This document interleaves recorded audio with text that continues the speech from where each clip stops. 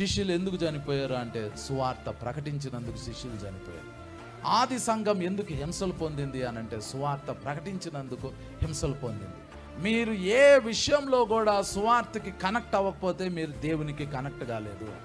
మీరు దేవుని పని చేయటం అని అంటే సువార్తకి ఎక్కడో ఒక చోట మీ చేయబడాలి, మీ పని అక్కడ జరగాలి, మీ ద్వారా పని జరగాలి. సువార్తకి కనెక్ట్ అవ్వటం నేర్చుకోండి, అప్పుడు మనం దేవునికి కనెక్ట్ అవుతాం. ఈ భూమి మీద మనం ఎంత అద్భుతమైన ఉద్యోగం చేసినా, ఎన్ని లక్షల కోట్ల రూపాయలు సంపాదించినా, ఎంత మంచి ఆరోగ్యం దేవుని దగ్గర నుంచి పొందుకున్నా, అది గనక మీరు సువార్తకి కనెక్ట్ చేయకపోతే ఫైనల్గా అది వేస్ట్ అయిపోయినట్లే. ఒకవేళ మీరు గనక మిమ్మల్ని మీరు సువార్తకి కనెక్ట్ చేస్తే మీకున్న ప్రతి అవసరతలు ప్రభు తీర్చేస్తాడు. వ్యాధులు వెళ్ళిపోతాయి, బలహీనతలు వెళ్ళిపోతాయి, అప్పులు వెళ్ళిపోతాయి, అవమానాలు వెళ్ళిపోతాయి, నిందలు వెళ్ళిపోతాయి. దేవుడు మీ జీవితాన్ని ఆశీర్వాదంగా మార్చగలుగుతాడు.